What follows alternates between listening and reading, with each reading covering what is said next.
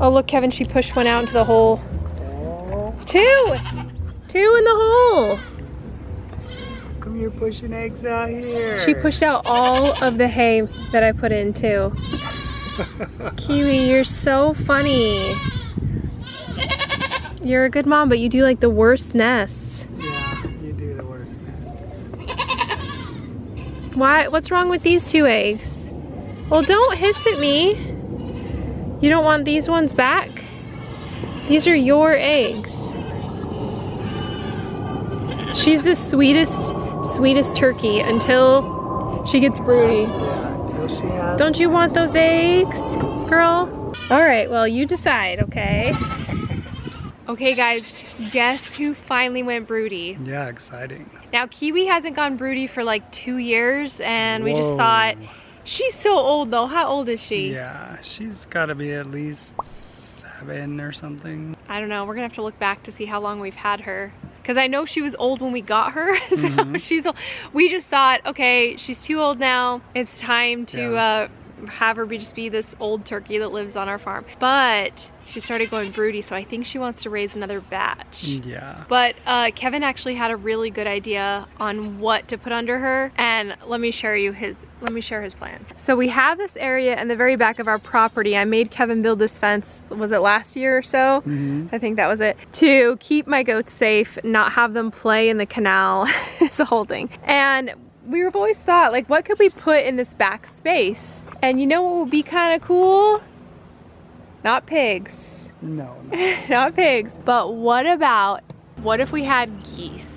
Now hear me out. Our alarm geese right back here where we need it. I know we've had geese in the past and we got rid of them because they were mean to the goats. Yeah. They got really aggressive towards the goats and they were just chasing them all over. Like it was like a whole drama fest with Luna. So if you have an area. Yeah, if we have an area, they could stay back here and then they wouldn't bother the goats, and we could put food and water back here, plus they would have the canal to swim in, which I know geese love to do. Yeah. So then every 2 weeks when this canal fills up with water, fun playtime for the geese. Yes. So we're willing to try geese again, but we kind of need advice on the breed, because if we're gonna buy hatching eggs or if we're gonna buy just goslings to sneak under her, we need to know which breed would be best. And they can eat up all of this plant foliage. Oh, that's right. back We do there. have a lot of like weird plants and grass. They could eat that up. Because it's kind of getting overgrown for us to walk in. So animal back here would solve that, because we had goats that would do that forever. But now I blocked it off, yeah. Yeah. So we've had the Roman tufted geese before. We've had the pilgrim. Are they pilgrim geese? I think so. It's like a heritage breed, I think. And I don't know what's good. It'd be fine if they were loud, like when a predator came by, because I know that they're good alarm systems, although I think a coyote might still get them, right? They're pretty aggressive. They're pretty tough. And they're kind of mean to me. And once they set the alarm, the dogs will come and bark That's true. really hard and scare the coyotes away. Yeah, extra coyote protection. So let us know if you guys know of a breed that's really good, but I think that's what we should do. We should sneak. Now, we were gonna sneak hatching eggs under her, but then Kevin was saying last time I think we got away with sneaking goslings under her so that she didn't have to sit for so long. So that might be kind of smart, because she's old and we don't want her to have to sit on something for 30 days. What if we just tricked her like we did last time? Yeah, and goose eggs a lot of times aren't fertilized. People can never know when they are. Yeah, so they may be duds, and we don't want that to happen. Yeah, almost more than half the time they're duds. So we'll sneak goslings under her, and then Kiwi can be a mama again like she wants to be. Yeah. She's in there. You can't see her, but she's in there. Oh no, guys. It's starting. It's only 1 o'clock right now, and it's 91 degrees. I know it's our payment for having really good winters, but every time it starts to get hot, I start to get really sad. But at least we have the pond, right? Which is looking really good, by the way. No fish. It's been really clean. We'll see if it can do well throughout the whole summer. I don't know if it's just us folks here in Arizona, but we know the importance of electrolytes because they facilitate hundreds of functions in the body. Heat exhaustion is a real thing, and so we're very, very careful here. But really, anywhere you live, as you head into the summer, you're gonna have a lot of outdoor adventures, and you want to make sure that your electrolytes are balanced. So so I wanted to share something I've been using that I think you will like too. Normally I don't share a lot of supplements because some of them are kind of sketchy and I don't really like to recommend that people take something, but when it comes to electrolytes, we all know we need them, and I know a lot of us are usually looking for products that are a little bit cleaner. So this is my favorite electrolyte brand. It's called Element. I like it a lot more than all of the other electrolyte powders out there because there's no sugar, there's no extra fillers, there's no dyes, no artificial flavorings. So it's nice because then I can replenish my electrolytes but then not have all the extra crap in my body. So here are some of the flavors that they have. They've got a ton of different options depending on which flavor you like. My personal favorite is watermelon. And right now, Element is offering our subscribers a free sample pack with any order. That's 8 single serving packets. This is a great way to try 8 of their flavors or just share Element with a fellow salty friend. Get yours at drinkelement.com/Weedom. But this deal is only available through my link. So you have to go to drinklmnt.com/Weedom. Are you a good girl? Yeah. Oh no, now I've got the other one coming. You like that? You want that?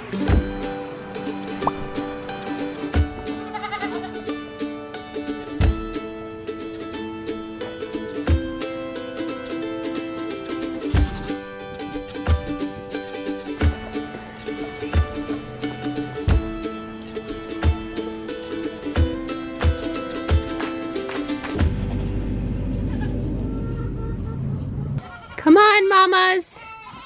They're always so slow. If I go fast, then they go fast. Come on. Let's do the same routine we've done a million times. They always come in here and then they stare like there's anything interesting. Come on. Different? Come on. And then River will eventually follow. Come on.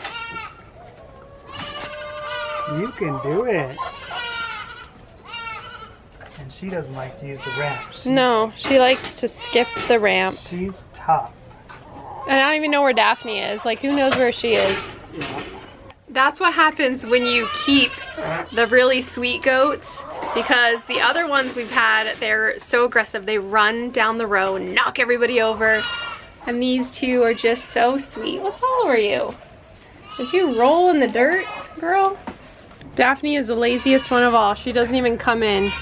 She just waits her turn. I guess that means you're a good little patient girl, huh? I guess. Do you want to hook her up to this? Okay. Now, one thing that Daphne does really naughty at shows is she yanks her head up. So we've been tying her here while she waits to get milked. And this way she learns she shouldn't do that. Huh? Can't get away with that. Now everybody in the herd is low on milk right now because we filled them up, like did a really big fill for their linear appraisal. We wanted to show how much capacity they had. That's usually what you do when you have a judge score. So they're not producing a lot. Not very big udders tonight, but they're slowly getting up. We're also milking a little early. They'll slowly get up to where they need to be.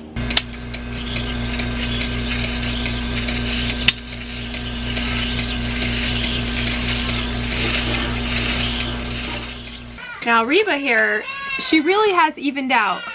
Didn't look like it at first, did it? But she's really, I think we balanced the udder. I think we caught it. Last year we let a buckling pretty much destroy a side, love a side more than the other. Oops, she's out of it. But now I think we're good.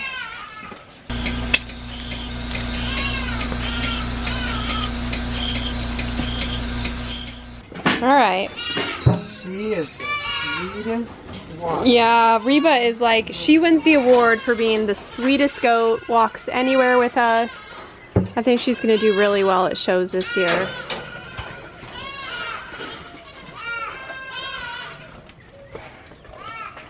Come on. Daphne's good as long as you're touching her. Yeah. Daphne produces a ton of milk, but if you let her fill up, she stops producing milk. So she did really great at the linear appraisal, but she's not wanting to fill back up, so we'll see. Not only that, she also had just really one buckling. She had two, she had little nubs, and big old chunk. But I think because her body just really thought, oh, I only need to feed maybe one baby. Maybe her body just didn't produce as much this year. So we'll see how she does.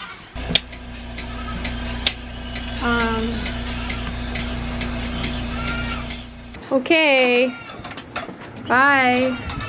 See you later. Oh. You never want to leave. No, come on. Love us too much. I know. Gonna get Reba real quick. She's so patient. Here, go on. Come on. Okay, see you later. Have a good evening.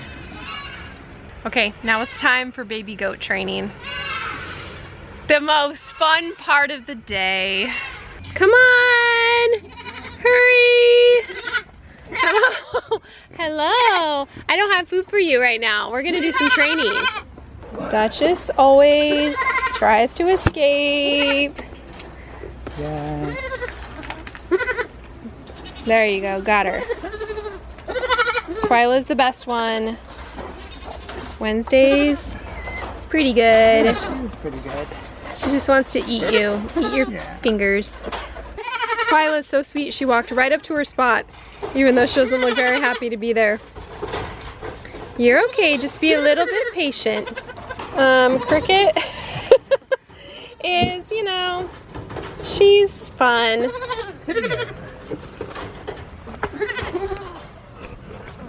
Here, look. Yeah, that's supposed to be right here. Just don't fight it and it'll be loose. She calms down real fast. Yeah, she's a good girl. Alright guys, so far on the training, Twyla is the best one. I mean, it makes sense, she's a complete sweetie. And she calms down pretty soon. I don't like how Wednesday can climb up that, but I don't know a way to prevent that unless we make that shorter.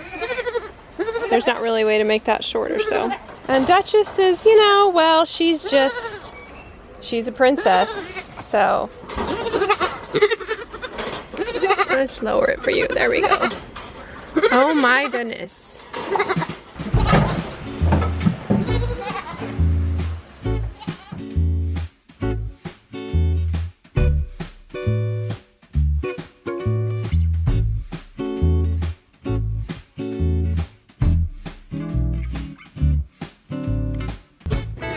Let's go. Right in here, right this way. There you go. Come on, Twyla. Come on, right in here. Look. Good girl. Come on. Hurry. Run. Always does that. She The big one. Yeah, she always knocks somebody off. Little stinker. Look at those little tails go. How come your tail's not going? Something wrong with it? There you go. What's wrong? It doesn't wag as much. Gotta wind it up. There we go. You did it. Whenever they're eating, I always sneak an udder pick real quick. I want to see what these teeth are looking like. Oh, these two got up. Too late. Even though we're just milking 3 goats, these 3 altogether produce quite a bit of milk. They give us about a ½ gallon at each milking, so that's a gallon a day. That's 7 gallons a week, and we definitely don't drink that much. So today I'm gonna use the extra milk to do something fun. I've always wanted to make goat milk caramels, but I know it needs cream to do it. So we're gonna break out the cream separator and give it a shot. This device is so cool. Goat's milk is naturally homogenized, so it doesn't separate naturally in the fridge, and that's why we need a cream separator. This little device makes sure that the cream floats to the top, and because Nigerian dwarf goats have about 6 to 8% milk fat, once you take off the cream, you probably are left with about 2% milk, which is fine. So it looks like we have about a 1.5 cups of cream from the ½ gallon of milk, which is perfect because that's the exact amount I need to make goat milk caramels. Now, I don't think you can do it with honey. I think you really need that sugar to cook and get it to this softball stage. So I'm not going to try to do any sugar substitutions. We're going to just see if we can make actual caramels from the recipe as is. So we've got the cream, regular white sugar, some brown sugar, and then instead of corn syrup though, I am going to use agave syrup. So we're gonna hope that this works. Making it's pretty simple. We just have to make sure that everything's dissolved, bring it to a boil, and then once it starts boiling, we have to stop mixing. I know it's kind of hard. You think it's gonna burn on the bottom, and I was so worried about it, but I realized, yeah, I definitely needed to move to a bigger pot, turn it back on again, and I just keep checking the temperature because we're supposed to hit 245 degrees, which took a good 10 minutes, and yeah, I stirred a little bit, even though I wasn't supposed to. But then it really starts to caramelize and thicken. It hit the 245. So at that point, I turned off the heat, added salt, a pat of butter, and a little bit of vanilla. And then I poured it into a parchment paper lined baking dish. So we'll let this cool at room temperature, and then we'll take it out and start cutting it. I really thought that if I greased this knife, it would cut really well, but it didn't. So I don't know if I needed to put it in the fridge first. I think that would have solidified it enough to make it not so sticky. And these are so good, really, really good. But I do wish they were a little thicker or a little harder. So I think I might try to raise the temperature to 250 or maybe 255 and see what that does. But in the end, I successfully made goat milk caramels, and they're pretty dang good.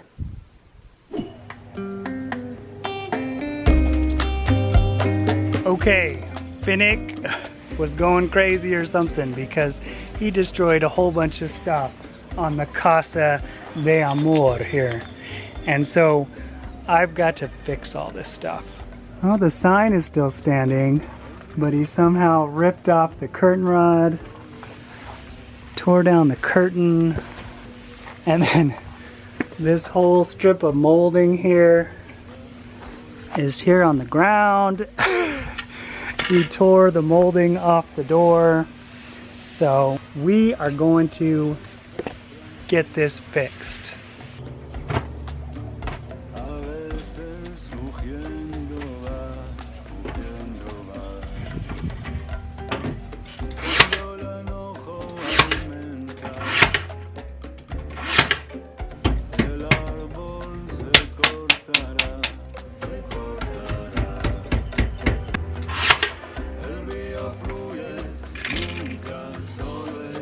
Since Lancelot is no longer a baby, it was time to get him shaved for the year so we could get some nice pictures of him and maybe take him to some future shows.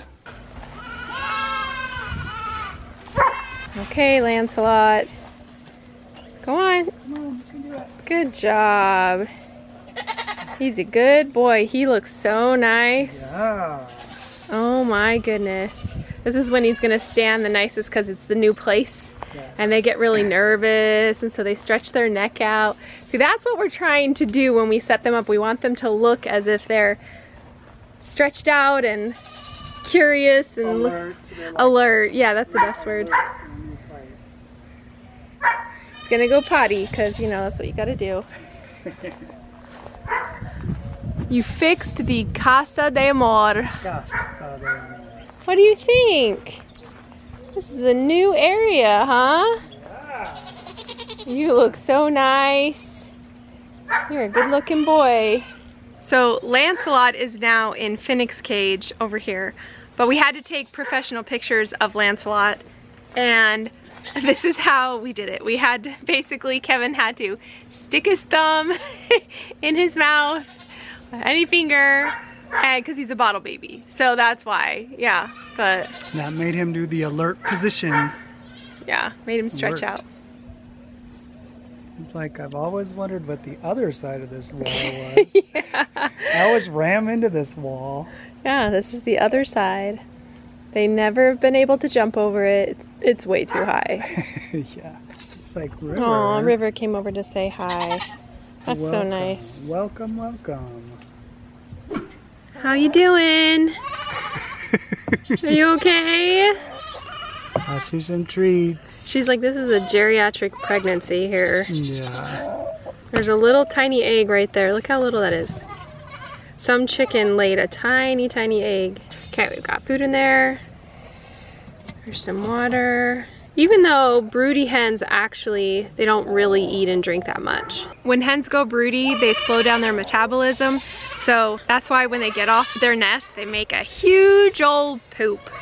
It's huge. They make this big nasty poop the second they get up because they've slowed everything down as they sit on their eggs. We still like to give the old ladies some water and a little bit of food just in case. I want to get that little egg because it's so tiny. Oh, it's a big one. It's all the way. Okay, I'll leave you alone then. Alright guys, thanks for joining us in today's video. It's starting to get hot. You just have to accept it. We live in Arizona, but at least the goats can handle it, so I should be able to as well.